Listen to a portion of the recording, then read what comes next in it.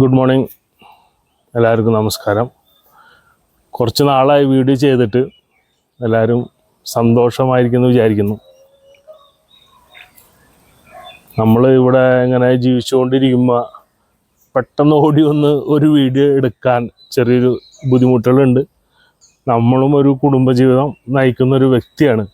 ഈ ഗൾഫിലായിരുന്നപ്പോൾ നമുക്ക് ഇങ്ങനത്തെ ഒരു പരിപാടികളില്ല. ഗൾഫിൽ ഡ്യൂട്ടിക്ക് പോവുക, വൈകുന്നേരം വരാം, ആഴ്ചയിൽ ഒരിക്കൽ ഒന്ന് പള്ളിയിൽ പോവുക, ജസ്റ്റ് ഒന്ന് മാളുകളൊന്ന് കറങ്ങുക, അത്രേ ഉള്ളൂ. ഇവിടെ നാട്ടിൽ നമുക്ക് കല്യാണം, മാമോദീസ, മരണം, ബാക്കി എല്ലാ പരിപാടികളും നമ്മൾ ഈ പറഞ്ഞ പോലെ എല്ലാ ദിവസവും എന്തെങ്കിലും പരിപാടികളൊക്കെ ഉണ്ടാവും.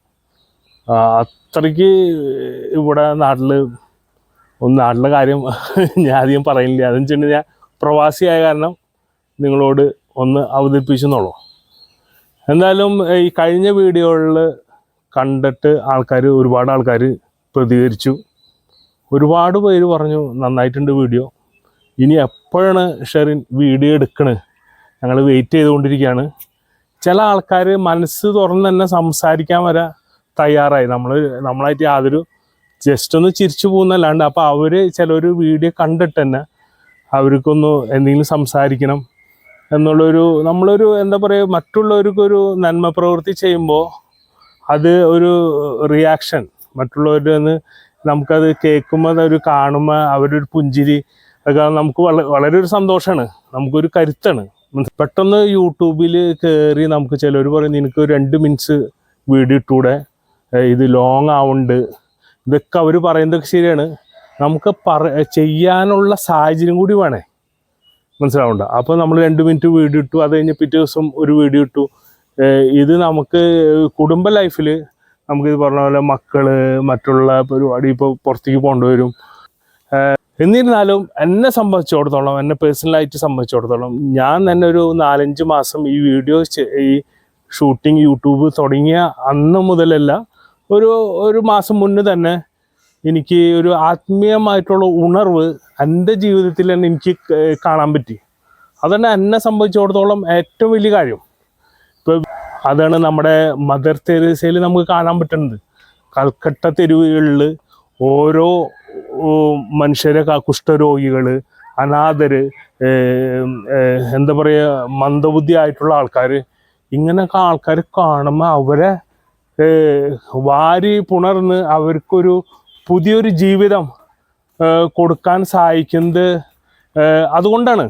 ഞാൻ പറഞ്ഞു വെച്ചിട്ടുണ്ടെങ്കിൽ നമ്മൾ യേശുവിലേക്ക് നമ്മൾ തിരിയുമ്പോൾ ഒരു പ്രത്യേക ഒരു അനുഭവം എൻ്റെ ജീവിതത്തിൽ ഈ ഒരു മാസം ഉണ്ടായി.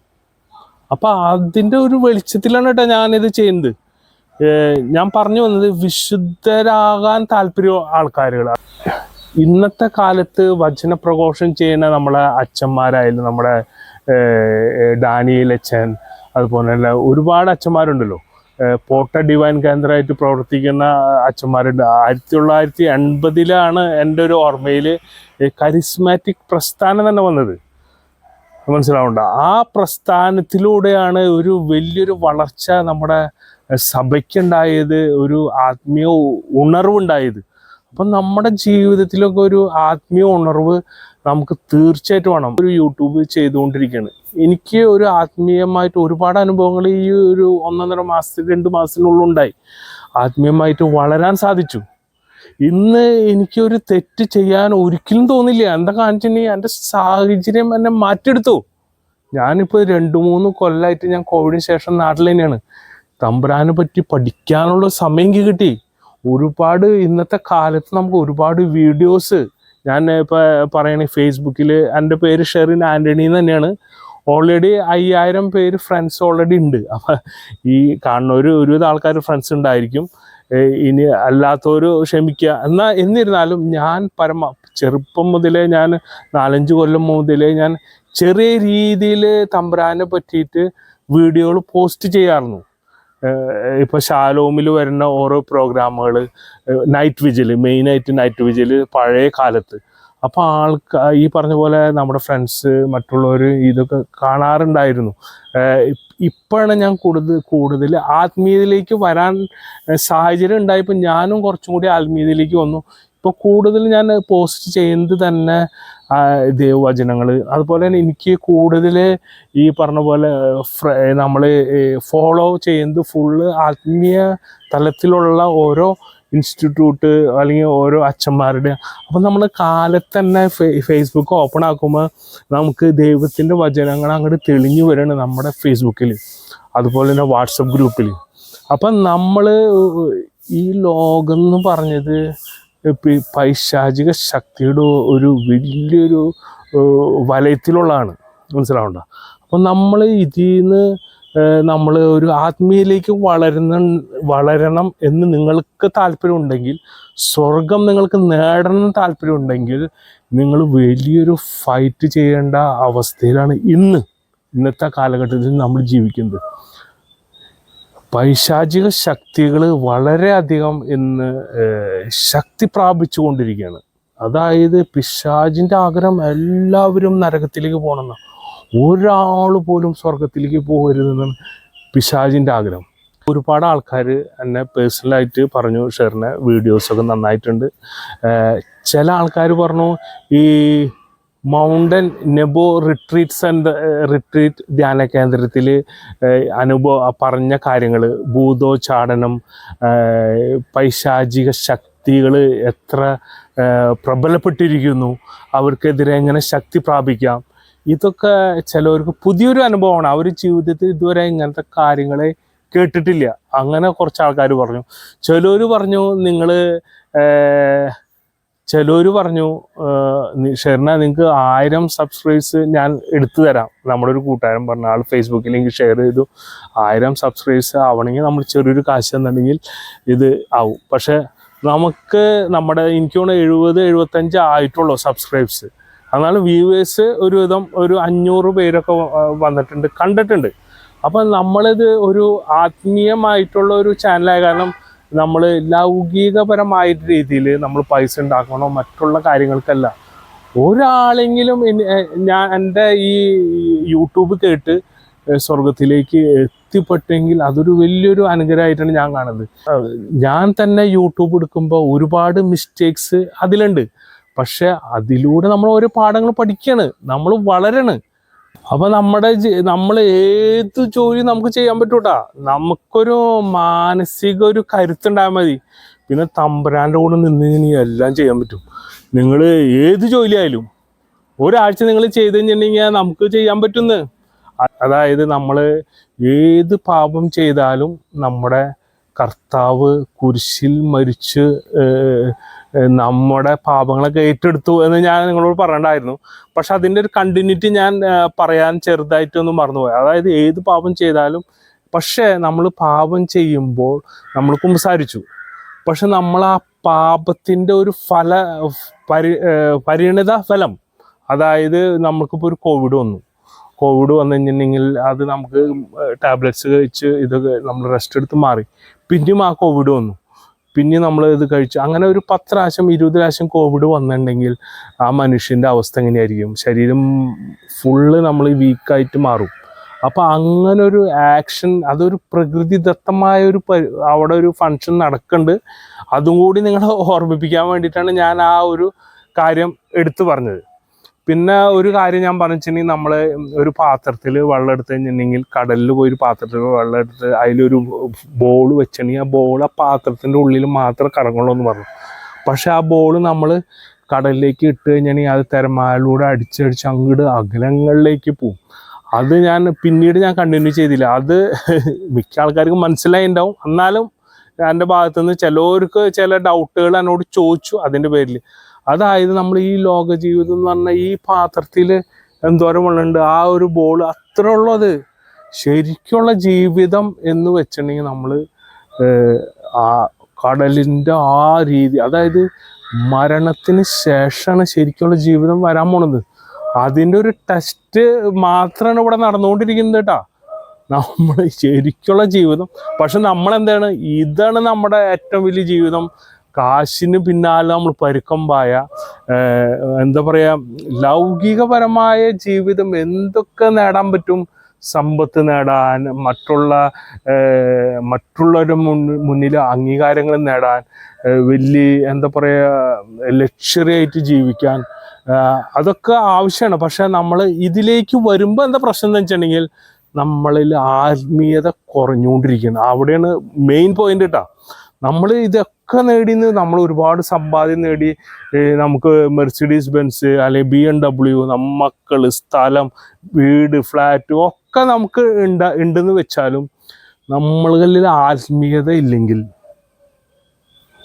ഒക്കെ വെള്ളത്തിലാണ് കാര്യങ്ങൾ. അതായത് നമ്മൾ ബൈബിളിൽ തന്നെ ഒരു വചനം പറയണ്ടല്ലോ, നമ്മൾ ധനവാനെ പറ്റിയിട്ടൊരു ഉപമ പറയുന്നത് കർത്താവ് ഇങ്ങനെയാണ്: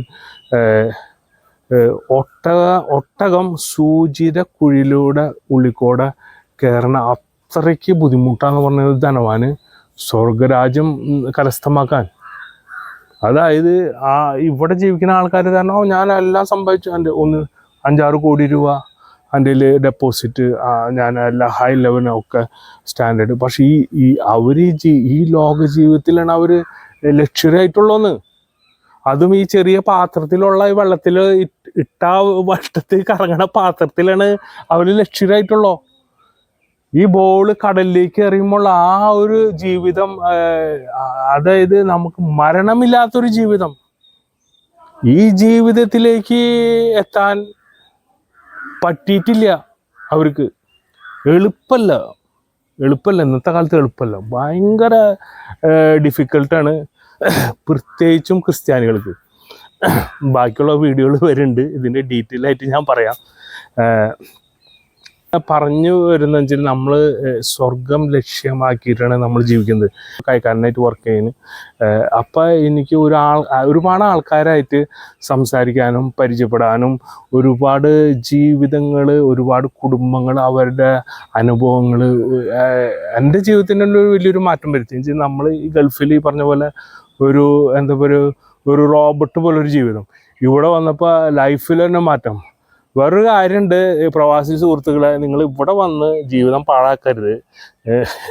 ഞാനിപ്പോൾ അടുത്തന്നെ ഗൾഫ് പിടിക്കേണ്ട അവസ്ഥയിലാണ്. വെച്ചിട്ടുണ്ടെങ്കിൽ ഇവിടെ നമുക്ക് നാട്ടിൽ നിൽക്കാൻ ഭയങ്കര ബുദ്ധിമുട്ടാണ്, ചിലവാണ്.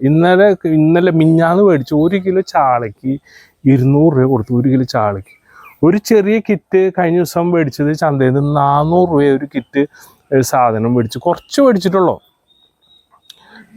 ഇവിടെ ചിലവ് എന്ന് പറഞ്ഞിട്ടുണ്ടെങ്കിൽ നമുക്ക് പണ്ട് നമ്മൾ ഗൾഫിൽ ജോലിയുള്ളപ്പോൾ നമ്മളിവിടെ വന്ന് പൈസ അങ്ങനെ വണ്ടിയുടെ സൈഡിൽ വയ്ക്കും, വണ്ടിയിൽ നിന്ന് 500 നോട്ട് ഇങ്ങനെ എടുക്കല പരിപാടി. അത് കഴിഞ്ഞോട് കൂടിയിട്ട് ചിലപ്പോൾ വല്ല സ്വർണം പണയം വെച്ചിട്ടാണ് നമ്മൾ പിന്നെ സ്ഥലം കാലിക്കും ഗൾഫിൽ. അത് കഴിഞ്ഞ് ഒരു 4 മാസം ഈ സ്വർണം എടുക്കാനും, അത് കഴിഞ്ഞ് പിന്നെ അടുത്ത വരവിലേക്കുള്ള കാശിലേക്കാണ് ഇപ്പോൾ അങ്ങനെ രീതിയിലേക്ക് കാര്യങ്ങൾ. അങ്ങനെയാണ് നമ്മൾ അന്ന് ചെയ്തായിരുന്നു.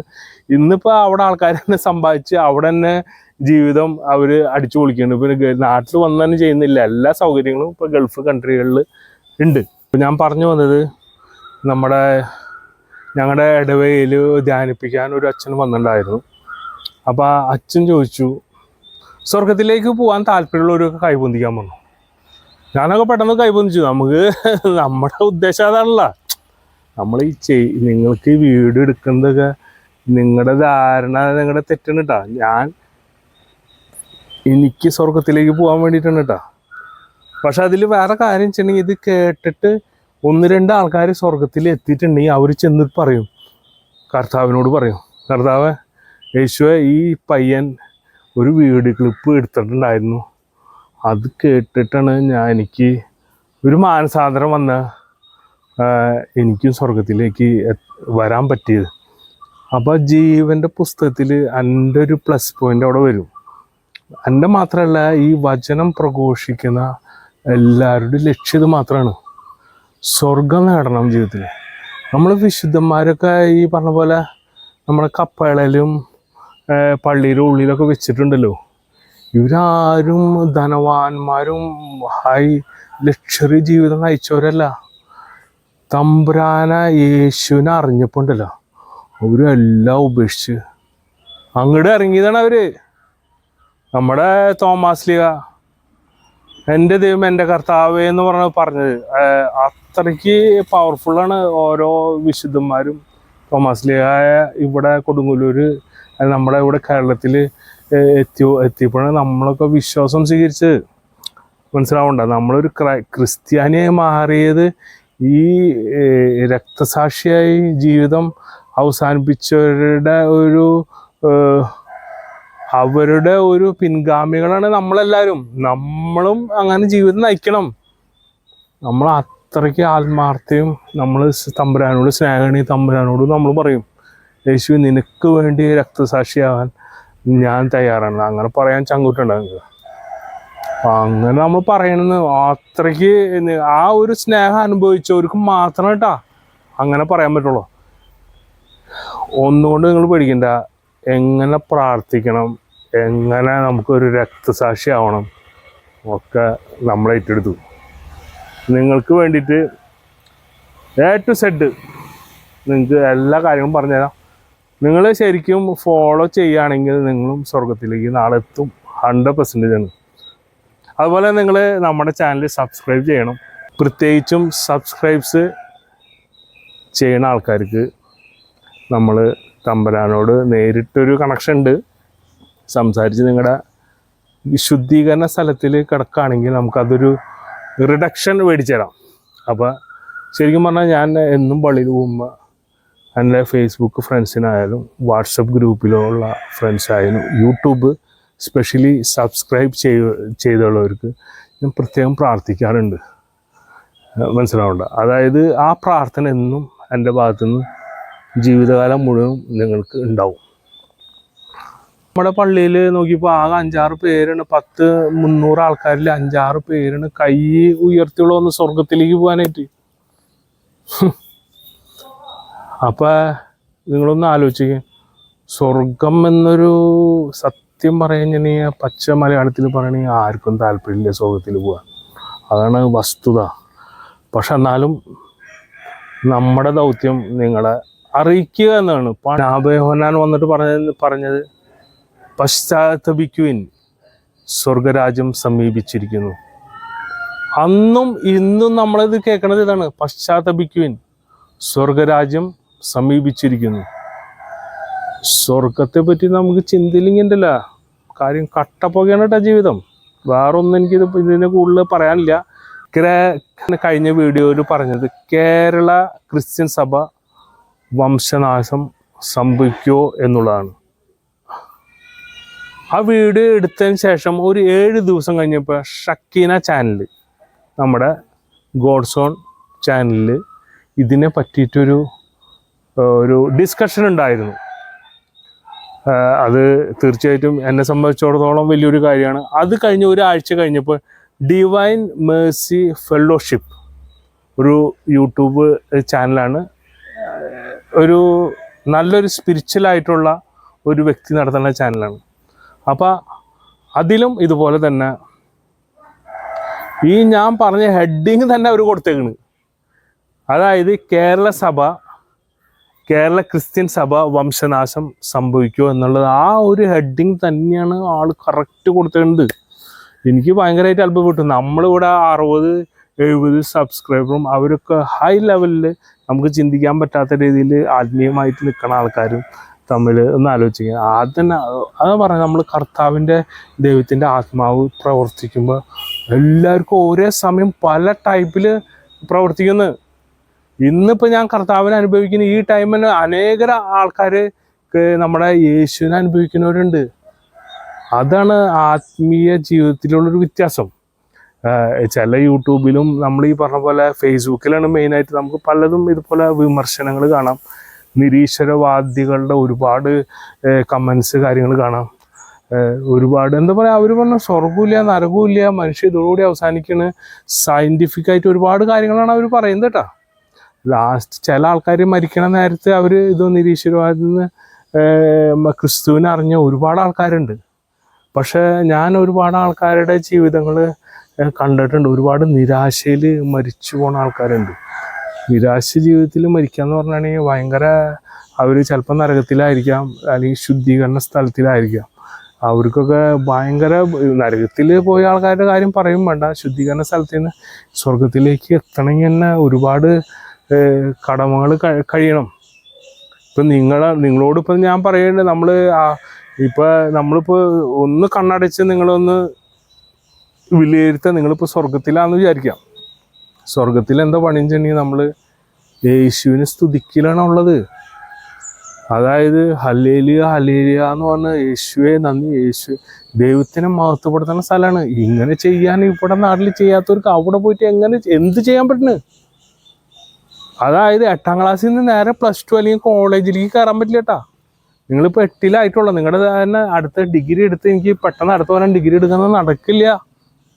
എളുപ്പമല്ല കാര്യം. ആത്മീയ ഒട്ടും ചിന്തിയിട്ടില്ലാത്ത, ആത്മീയ എന്ന് പറഞ്ഞാൽ ഒട്ടും ലേശം പോലും വരാത്ത ആൾക്കാർക്ക് വളരെ ബുദ്ധിമുട്ടാണ് ഒരു സ്വർഗരാജ്യത്തിനെ പറ്റിയിട്ടൊരു പ്രതീക്ഷ പോലും. കഴിഞ്ഞ വീഡിയോയിൽ ഞാൻ പറഞ്ഞിട്ടുണ്ടായിരുന്നു ദത്ത് എടുക്കേണ്ട കാര്യം. അപ്പോൾ ചിലവർ ചോദിച്ചിട്ടുണ്ടായിരുന്നു, ഷെറിനെ ഈ 10 ലക്ഷം രൂപ ഒക്കെ കൊടുക്കണോ? നമ്മൾ എങ്ങനെയും 10 ലക്ഷം രൂപ കൊടുത്തെങ്ങനെ ദത്തെടുക്കുക? നിങ്ങളൊരു 10 ലക്ഷം രൂപ കൊടുക്കണ്ട, നിങ്ങളൊരു 500 രൂപ അറിഞ്ഞുകൊണ്ടൊരു പാവപ്പെട്ടവന് കൊടുത്താൽ മതി. 500 രൂപ അറിഞ്ഞുകൊണ്ടൊരു പാവപ്പെട്ടവന് കൊടുത്താൽ മതി. നമ്മൾ കേട്ടിട്ടില്ല, യേശു ചില്ലിക്കാശ് കൊടുത്ത ഒരു സ്ത്രീ, അവളുടെ കയ്യിൽ അതാ കൊടുക്കാനുള്ളൂ. പക്ഷെ ധനവാനാകെ അവൻ്റെ ഒരുപാട് സമ്പത്തുണ്ടായിരുന്നു, അവൻ കൊടുത്ത് കുറച്ചാണ്. പക്ഷെ കൊടുക്കണ ആളുടെ മനോഭാവം എല്ലാതും നമ്മുടെ തമ്പുരാൻ കാണണ്ടട്ടാ. സൂര്യനേക്കാളും 1000 മടങ്ങ് ശക്തിയുണ്ട് തമ്പുരാൻ്റെ കണ്ണുകൾക്ക്. നമ്മൾ A to Z നമ്മൾ മനസ്സിൽ ചിന്തിക്കുന്നതിന് മുമ്പ് നമ്മുടെ മനസ്സിൽ എന്തൊക്കെ വരുന്നത് തമ്പുരാന് കറക്റ്റായിട്ട് അറിയാം. എല്ലാം നിരീക്ഷിക്കേണ്ട ആൾക്ക് എല്ലാ കാര്യങ്ങളും അറിയാം. നമ്മുടെ മാരിയോ ജോസഫ് മുസ്ലിം സഹോദരനായിരുന്നു, ഇപ്പോൾ നല്ല രീതിയിൽ ശുശ്രൂഷ ചെയ്യുന്നുണ്ട്. അത് പറയുകയെന്നുവെച്ചിട്ടുണ്ടെങ്കിൽ ബാരൻ ബഫറ്റ് എന്നൊരു സമ്പന്നൻ 80% ആളുടെ വളരെ സ്വത്തുള്ള ആളാണ്. 80% സ്വത്ത് ആൾ പാവപ്പെട്ടവർക്ക് കൊടുക്കുക ചെയ്തത്. പാവപ്പെട്ടവർക്ക് ആൾ സ്വത്ത് കൊടുത്തു. അതായത് മക്കൾക്ക് നമ്മൾ സമ്പാദിക്കാനുള്ള ഒരു കഴിവാണ് അവർക്ക് നമ്മൾ ഡെവലപ്പ് ചെയ്യേണ്ടത്, സമ്പാദിക്കാനുള്ളത്. ഓക്കെ, നിങ്ങളിപ്പോൾ എന്തെങ്കിലും അംഗവൈകല്യമുള്ള മക്കളുണ്ടെങ്കിൽ ഓക്കെ, അവർക്ക് നമുക്ക് എന്തെങ്കിലും നോർമൽ അല്ലാത്ത വ്യക്തിക്ക് നമുക്ക് പൈസ അവർക്ക് ഇൻവെസ്റ്റ് ചെയ്യാം, അവർക്ക് വേണ്ടിയിട്ട് നമുക്ക് ചെയ്യാം. പക്ഷേ നോർമലായിട്ടുള്ള എല്ലാ കഴിവുള്ള ഒരു വ്യക്തിക്ക്, നമ്മളൊരു കുട്ടിക്ക് നമ്മൾ അവർക്ക് വേണ്ടിയിട്ടൊരു ജോലി ചെയ്യാനുള്ളൊരു കഴിവ് അല്ലെങ്കിൽ സ്കില്ലാണ് അവർക്ക് നമ്മൾ കൊടുക്കേണ്ടത്. അതാണ് നമുക്ക് കൊടുക്കാൻ പറ്റുന്ന സമ്പത്ത്. അതുപോലെ തന്നെ തമിഴ്നാട്ടിലൊരു മഹാൻ കാമരാജൻ, അദ്ദേഹം പറയുകയെന്നുവെച്ചിട്ടുണ്ടെങ്കിൽ നമ്മൾ അംഗവൈകല്യമുള്ളവർക്കാണ് നമ്മൾ സമ്പാദിച്ചിട്ട് വെക്കേണ്ടത്. അതായത് നമ്മുടെ സമ്പത്ത് നമ്മൾ മക്കൾക്ക് കൊടുത്തിട്ട്, നമ്മുടെ സമ്പത്ത് നമ്മുടെ മക്കൾക്ക് കൊടുത്തിട്ട് അവരെ മുടന്തരാക്കരുതെന്നാണ് പറയുന്നത്. വളരെ ചിന്തിക്കുന്ന ഒരു പോയിന്റാണ് കേട്ടോ. നമ്മുടെ മക്കൾക്ക് സമ്പത്ത് കൊടുത്തിട്ട് അവരെ മുടന്തരാക്കരുത്. എത്ര വലിയ ആശയമാണ് അതിൻ്റെ ഉള്ളിലുള്ളത്. ഒരിക്കലും നമ്മൾ സമ്പത്ത് നമ്മൾ കൂട്ടി വെച്ച് ഇന്ന് ഒരുപാട് ആളുകൾ അനുഭവിക്കുന്നതാണ് സമ്പത്ത്. അവർ സമ്പത്തിൻ്റെ പിന്നാലെ പോയി അവരുടെ ജീവിതം. അവർ മക്കളെ ചെറുപ്പത്തിലൊക്കെ ഒരു നല്ല രീതിയിലൊക്കെ പഠിപ്പിച്ചു, അവരും എഡ്യൂക്കേറ്റഡായി, അവരും നല്ലൊരു ജീവിതം, കുട്ടികളായാലും നല്ലൊരു ജീവിതമൊക്കെ നയിച്ചു. കുറച്ച് നാൾ കഴിഞ്ഞപ്പോൾ അവർക്ക് സമ്പത്ത് കൂടുതൽ വന്നപ്പോൾ അവർ മക്കളെ നോക്കാനുള്ള ഒരു താല്പര്യം അവർക്ക് നഷ്ടപ്പെട്ടു. അങ്ങനെ അവർ വിശ്വാസത്തിൽ നിന്ന് മാറി. അവർ ഈ പറഞ്ഞ പോലെ നമ്മൾ ഹോസ്റ്റലിൽ പോയി താമസിച്ച് അവിടെ വലിയ കോഴ്സുകൾ ചെയ്ത്, ഓരോ കോഴ്സുകൾ മാറി മാറി ചെയ്ത് അവർ നമ്മുടെ നാട് വിട്ടുപോയി. അങ്ങനെ അവർ വിശ്വാസം അവരുടെ ജീവിതത്തിൽ നഷ്ടപ്പെട്ടു. നിങ്ങളുടെ വീട്ടിൽ ആരെങ്കിലും ഇപ്പോൾ ജർമ്മനിലോ അമേരിക്കയിലോ അല്ലെങ്കിൽ ഈ പറഞ്ഞ പോലെ കനഡയിലോ കേരളം വിട്ട് എവിടെയെങ്കിലും നിങ്ങളുടെ മക്കൾ, പെൺമക്കളായിക്കോട്ടെ ആൺമക്കളായിക്കോട്ടെ, നിങ്ങൾ അവരെ വിളിച്ചു ചോദിക്കുക, നിങ്ങൾ വൈകുന്നേരം ആകുമ്പോൾ പ്രാർത്ഥിക്കാറുണ്ടോ? കർത്താവായിട്ടൊരു പേഴ്സണൽ ബന്ധം നിങ്ങൾക്കുണ്ടോ? 1 കുടുംബ പ്രാർത്ഥന ഉണ്ടോ? 2 15 മിനിറ്റ് അല്ലെങ്കിൽ ഒരു അധ്യായങ്ങളും പുതിയ നിയമത്തിൽ നിന്ന് വായിക്കാറുണ്ടോ?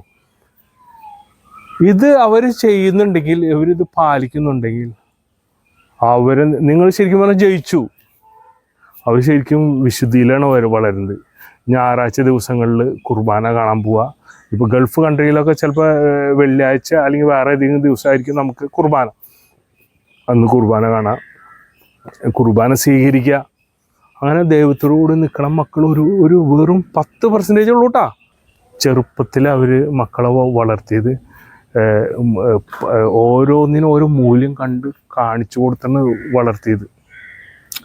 പിന്നീടും ആ മാതാപിതാക്കളും ആ മക്കളും ഇന്ന് വിശ്വാസത്തിൽ അടിയുറച്ച് നിൽക്കുന്നുണ്ട്. പക്ഷെ എൻ്റെ വിഷമം വെച്ചിട്ടുണ്ടെങ്കിൽ ഒരുപാട് ആൾക്കാർ വിശ്വാസത്തിൽ നിന്ന് അല്ലെങ്കിൽ പ്രാർത്ഥനയിൽ നിന്ന് ബൈബിൾ വായനയിൽ നിന്നൊക്കെ മാറി. ആർക്കും സ്വർഗം എന്നൊരു ലക്ഷ്യമില്ല അവർക്ക് ജീവിതത്തിൽ. അവർക്ക് ഈ പറഞ്ഞ പോലെ മറ്റുള്ള ലൗകിക കാര്യങ്ങളിലും ഈ പറഞ്ഞ പോലെ ഒരു ശക്തികളുണ്ട് കേട്ടോ. പൈശാചിക ശക്തി എന്ന് പറഞ്ഞാൽ വളരെ വ്യക്തമായിട്ടുള്ള ഒരു ശക്തി കേന്ദ്രമാണ് നമ്മൾ ചില ആൾക്കാർ ഈ പറഞ്ഞ പോലെ, ഞാൻ പൈശാചിക ശക്തിനെ പറ്റിയാന്ന് പറഞ്ഞ പോലെ പൈസയ്ക്ക് വേണ്ടിയിട്ട് ചിലൊരു 6 മാസം കൂടുമ്പോൾ ചില സ്ഥലങ്ങളിൽ പൈസ കൊണ്ടു കൊടുക്കുന്നവരുണ്ട്. നമ്മുടെ ക്രിസ്ത്യാനികൾ മനസ്സിലാവണ്ട, തമ്പുരാൻ്റെ 1-ാം പ്രമാണ ലംഘനം കേട്ടാ. തമ്പുരാൻ്റെ 1-ാം പ്രമാണ ലംഘനമാണ്. അവർ കറക്റ്റ് നരകത്തിലാണ് പോകുള്ളൂ കേട്ടോ. അതിൽ യാതൊരു ഡൗട്ടില്ല. ഇന്ന് നിങ്ങൾക്ക് മാറാം. ഇന്ന് നിങ്ങൾ വിചാരിച്ചു കഴിഞ്ഞാൽ നിങ്ങൾക്ക് തീരുമാനിക്കാം ഈ പറഞ്ഞ ആൾക്കാർക്ക് സ്വർഗത്തിലേക്ക് പോകണോ നരകത്തിലേക്ക് പോകണമെന്ന്. ഒരുപാട് ആൾക്കാർ പൈശാചിക ശക്തിയുടെ ബലത്തിൽ ജീവിക്കുന്ന ആൾക്കാരുണ്ട്. നമുക്ക് ഒരുപാട് തൊഴിലുണ്ട്. അതിൽ ചില തൊഴിലുകൾ ഈ പറഞ്ഞ പോലെ ഇപ്പം നമ്മൾ മദ്യശാലയിൽ ജോലി ചെയ്യുക, അല്ലെങ്കിൽ അവരായിട്ടൊരു പാർട്ട്ണർഷിപ്പ് ഉണ്ടാവുക, അല്ലെങ്കിൽ കർത്താവ് അന്നത്തെ കാലത്തിനുണ്ടായിരുന്നല്ലോ കൊള്ള പലിശ മേടിക്കുക. ചെറിയൊരു മിതമായ പലിശ നമ്മുടെ ജീവിതത്തിൽ നമുക്ക് കഞ്ഞി കുടിച്ച് പോകാനുള്ള രീതിയിൽ മേടിക്കുന്നതിന് തെറ്റില്ല കേട്ടോ. എൻ്റെ ഒരു പേഴ്സണൽ അഭിപ്രായമാണ്. പക്ഷേ മറ്റുള്ളവരെ കഴുത്ത് ഞെരുക്കണ രീതിയിൽ പൈസ മേടിച്ച് ചിലപ്പോൾ അവരൊരു ഗതി ഉണ്ടാവില്ല. എന്നാലും കൊല്ലണ രീതിയിൽ ഇപ്പോൾ കരിവന്നൂർ ബാങ്ക് കണ്ടില്ലേ, ഇപ്പോൾ കോൺഗ്രസിൻ്റെ തന്നെ ഇപ്പോൾ ഏതോ ഒരു സഹകരണ ബാങ്ക് പ്രശ്നങ്ങൾ നടക്കുന്നുണ്ട്. വെറുതെ ആൾക്കാർക്ക് പൈസ കിട്ടണം എന്നുള്ള നിലയായി. പ്രത്യേകിച്ചും ഗൾഫിലെ ആൾക്കാർ വരുമ്പോൾ നിങ്ങൾ 10 പൈസ കൂടെ ഇറക്കരുതിട്ടാ. നമ്മുടെ പൈസ മുഴുവനും കട്ടുമുടിക്കാൻ വേണ്ടിയിട്ട് കൊണ്ട് നടക്കുന്ന ആൾക്കാരുണ്ട്. എന്തുണ്ടെങ്കിൽ നമ്മൾ അവർക്ക് പൈസ കൊടുക്കും. നമ്മൾ വീണ്ടും പാപ്പരായിട്ട് നമ്മൾ നെഞ്ചടിച്ച് കഴിഞ്ഞിട്ട് ഒരു കാര്യമില്ല കേട്ടാ. അവനവന് പൈസ കുറച്ചൊക്കെ സമ്പാദിച്ച് വെച്ച് നല്ല ബാങ്കിൽ അല്ലെങ്കിൽ പോസ്റ്റ് ഓഫീസിൽ കിട്ടുകഴിഞ്ഞാൽ ദൈവം അനുഗ്രഹിച്ച് കഞ്ഞി കുടിച്ച് പോവാം. കരിവന്നൂർ ബാങ്ക് നിങ്ങൾക്ക് അറിയാലോ എല്ലാ കാര്യങ്ങളും. അപ്പോൾ ഞാൻ പറഞ്ഞു വെച്ചിട്ടുണ്ടെങ്കിൽ നമ്മൾ മക്കൾക്ക് ഇതുപോലെ പൈസ ഉണ്ടാക്കിക്കൊണ്ട് ചില മക്കളുടെ കാര്യമൊക്കെ ഭയങ്കര കഷ്ടമാണ് കേട്ടോ. ചില മക്കൾ വന്നിട്ട് പറഞ്ഞാൽ എനിക്ക് ബൈക്ക് മേടിച്ചു തരണം, എനിക്ക് മൊബൈൽ വേണം. ഒരു രക്ഷയില്ല. അപ്പനമ്മമാർ മേടിച്ചു കൊടുക്കല്ലാണ്ട് നിവൃത്തിയില്ല. വെച്ചിട്ടുണ്ടെങ്കിൽ അവർ വളർത്തിയത് അങ്ങനെയാണേ. ചോദിക്കുന്നതൊക്കെ മേടിച്ചു കൊടുത്ത് ഞാൻ എൻ്റെ മക്കള് കഴിഞ്ഞ ദിവസം പള്ളിയിൽ നിന്ന് ടൂർ പോയി. അവർ ആൽത്താർ സംഘത്തിലുണ്ട് 2 പേര്. അവർ ടൂർ പോയപ്പോൾ അവർ ആക്ച്വലി ഞാൻ 500-1000 ഒക്കെ കൊടുക്കുന്ന ഒരു ഉള്ളിൽ ആഗ്രഹം ഉണ്ടായിരുന്നു. അപ്പോൾ അവർ പറഞ്ഞു കയ്യിലൊരു 100 രൂപ ഉണ്ട്. അപ്പം 150 രൂപ മറ്റവൻ്റെ പറഞ്ഞു 200 രൂപ ഉണ്ട്, ഇവൻ്റെ ഒരു 100 രൂപ ഉണ്ടെന്ന് പറഞ്ഞു. അമ്മാമ്മ തന്നാന്ന് പറഞ്ഞു. അപ്പോൾ ഞാൻ അത് മതിയില്ലെന്ന് ചോദിച്ചാൽ അത് മതി എന്ന് തന്നെ അവർ പറഞ്ഞു. അത് അവർക്ക് താല്പര്യമുണ്ട്. ഒരു 500-ൻ്റെ പടമൊക്കെ കയ്യിൽ കിട്ടിയാൽ കൊള്ളായിരുന്നു. പക്ഷെ അവർ ടൂറ് കഴിഞ്ഞ് വന്നപ്പോൾ എന്നോട് പറഞ്ഞു അവിടെ ചിലവർ 1000-ൻ്റെ പടമൊക്കെ കൊണ്ടുണ്ടായിരുന്നു, കുറേ സാധനങ്ങളൊക്കെ മേടിക്കേണ്ടായിരുന്നു. ഞാൻ പറഞ്ഞു നമുക്കിപ്പോൾ മേടിക്കേണ്ട ആവശ്യമില്ല ദൈവം അനുഗ്രഹിച്ച്. അല്ലാണ്ട് തന്നെ നമ്മളിപ്പോൾ തൽക്കാലം അങ്ങനെ ഞെരുങ്ങിയിട്ടാണ് പോണത്. അപ്പോൾ ഇനിയും ഇതുപോലെ കാശ് നമുക്ക് ചിലവാക്കാൻ എനിക്ക് വേണമെങ്കിൽ കൊടുക്കാമായിരുന്നു. ഒരു 500 രൂപ ഓരോരുത്തർക്ക് 500 മോനോ മൂത്ത മോനോ രണ്ടാമത്തെ ഒരു 500 അവരും അടിച്ചു പൊളിച്ച് അവിടെ പോയി. നമ്മളതാണ് പറഞ്ഞത്, നമ്മൾ കുറച്ചൊക്കെ ബലം പിടിക്കണം. പക്ഷെ എന്നിട്ട് നമ്മൾ കൂടുതലും ഇപ്പോൾ ഞങ്ങൾ ഇപ്പോൾ ക്രൈസ്റ്റോളോൻ്റെ ബാക്ക് സൈഡിൽ അവിടെ നീന്തൽ പഠിക്കാൻ 2000 രൂപ ഒരാൾക്ക്. ഒരു 5 മക്കളും പോകുന്നുണ്ട്. എൻ്റെ 5 മക്കളും ഇപ്പോൾ പോകുന്നുണ്ട്. കഴിഞ്ഞ ദിവസം തൊട്ട് പോയി തുടങ്ങി. ഞാൻ പറഞ്ഞത് നമ്മൾ ചില മേഖലകളിൽ നമ്മൾ ബലം പിടിക്കണം. ചില ആവശ്യമുള്ള കാര്യങ്ങൾ ചെയ്തു കൊടുക്കണം. അല്ലാണ്ട് മൊത്തത്തിൽ ബലം പിടിക്കില്ലല്ലോ. അതുപോലെ തന്നെ നമുക്ക് സമ്പത്ത് കൂടുതലുണ്ടെങ്കിൽ നിങ്ങളൊരു വലിയൊരു സ്ഥലമൊക്കെ മേടിച്ച് അവർക്കൊക്കെ ഒരു കൃഷിയൊക്കെ ചെയ്യാം. നമുക്കൊരു പയർ നടാം, അല്ലെങ്കിൽ ഒരു കുമ്പളം നടാം. അങ്ങനെ പ്രകൃതി രീതിയിൽ നമുക്ക് എന്ത് ചെയ്യാം. നമുക്ക് പറഞ്ഞ പോലെ കോഴിനെ വളർത്താം. അതൊക്കെ അവർക്ക് കൂടുതൽ എന്താ പറയുക പ്രകൃതിയായിട്ട് ഇണങ്ങി നിൽക്കാനും ഈ മൊബൈലും മറ്റുള്ള കാര്യങ്ങളും നോക്കാണ്ട് ഒരു റീഫ്രഷ് അവർക്ക് കിട്ടും. ഞാൻ കഴിഞ്ഞ ദിവസം തന്നെ നമ്മൾ തേക്ക് തേക്കല്ല, ചന്ദനം ഇവിടെ ഞാൻ മേടിച്ചു വെച്ചു. അപ്പോൾ ചന്ദനം യൂട്യൂബിൽ മകനെ കാണിച്ചു കൊടുത്ത് ഇങ്ങനെയൊക്കെ വെക്കണം, ചന്ദനം ഇങ്ങനെയൊക്കെ വെക്കണ്ടേ. അപ്പോൾ അവർ നല്ല രീതിയിൽ വെച്ചു എന്ന്. അത് ഞാനത് വീട്ടിൽ അപ്പൻ പറയാം, അവന് പ്രാന്താന്ന് തോന്നുന്നു. അപ്പൻ പറയുന്നു, ഞാൻ അമ്മയായിട്ട് സംസാരിക്കുന്നു, ഞാൻ പുറത്തായിരുന്നു. അപ്പം നമ്മൾ ഇത് ചെയ്യുന്നത് ഒന്ന് നമുക്ക് പൈസ കൂടിയും 10 കൊല്ലം കഴിഞ്ഞാൽ അതൊന്ന്. രണ്ടാമത്തെ മെയിൻ കാര്യം നമ്മൾ മക്കളെ മണ്ണായിട്ട് പണ്ടൊക്കെ കാരണന്മാർ ചെയ്തതാണ്. മണ്ണായിട്ടുള്ള ഒരു എന്താ പറയുക ബലപ്പെടുത്തൽ. പണ്ട് കാരണന്മാർ നമ്മുടെ കൃഷിയും കാര്യങ്ങളായിട്ട് ജീവിച്ചായിരുന്നു. അപ്പോൾ അവർക്ക് ഞാൻ കണ്ടപ്പോൾ തന്നെ എനിക്ക് വളരെ സന്തോഷമായി. നമ്മുടെ മക്കൾ ചെയ്ത് ഞാൻ അതൊന്ന് കാണിച്ചു തരാം. നിങ്ങൾ കാണണ്ട, ഇവിടെ ഒരു ജാതി ഉണങ്ങി നിൽക്കണത്. അതായത് ഞങ്ങൾ ആദ്യമേ ഒരു ഹോളുകളൊക്കെ കണ്ടിട്ടുണ്ടായിരുന്നു കടയ്ക്ക്. എനിക്ക് തോന്നുന്നു ഉറുമ്പുകൾ അതിൻ്റെ ഉള്ളിൽ നിന്ന് വരാണ്ടായിരുന്നു. നമ്മൾ വെള്ളം ഒഴിക്കാറുണ്ട്, വെള്ളം കുഴിയിലേക്ക് ഒഴിക്കാറുണ്ട്. പക്ഷെ ഉറുമ്പുകൾ വന്നിട്ട് അവരുടെ വേരുകൾ തിന്നിട്ട് അതിനെ നശിപ്പിച്ചു. അപ്പോൾ ഞാനിത് പറയാൻ കാരണം നമ്മൾ ചെറിയ തിന്മകൾ നമ്മൾ ഓരോന്ന് വന്ന് നമ്മളെ മരണത്തിലേക്ക് നരകത്തിലേക്ക് കൊണ്ടുപോകാനുള്ള എല്ലാവിധ ചാൻസ് ഉണ്ടെന്നാണ് പറയുന്നത് കേട്ടോ. പിന്നെ ഇത് ഇവിടെ കണ്ട ജാതിക്കായ ആയി വരണുള്ളൂ. ഇതുമ്പോൾ നന്നായിട്ട് പിടിച്ചിട്ടുണ്ട്.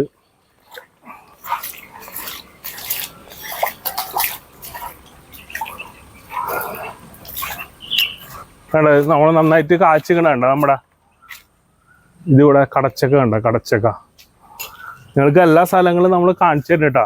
ഞാൻ കൊണ്ടുപോകുന്ന നമ്മൾ ചന്ദനം എങ്ങനെ കുഴിച്ചിട്ട് കാണിക്കാൻ വേണ്ടിയിട്ടാണ്.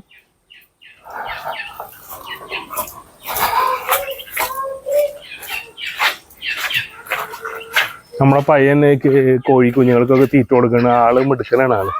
ഇവിടെ താറാവുണ്ട് കണ്ട, നല്ല താറാവുകളുണ്ട് കണ്ട. ഇവിടെ ഒരു കരിപ്പിടി കിടക്കുന്നുണ്ടോ നിങ്ങൾ? ജീവനുണ്ട് കരിപ്പിടി. ഇന്നലെ ഞങ്ങൾ കുളത്തിൽ മീൻ പിടിച്ചേ. അപ്പോൾ മീൻ പിടിച്ചപ്പോൾ കുറച്ചൊക്കെ പുറത്ത് ചാടി. അതിപ്പോൾ എന്തായാലും ഇപ്പോൾ ഒരു കരിപ്പിടീനെ എന്തായാലും കണ്ടു. തുടരുന്നതായിരിക്കും. നിങ്ങൾക്ക് വേണ്ടി ഞാൻ പ്രാർത്ഥിക്കുന്നതായിരിക്കും. നിങ്ങളും എനിക്ക് വേണ്ടി പ്രാർത്ഥിക്കണം. Thank you.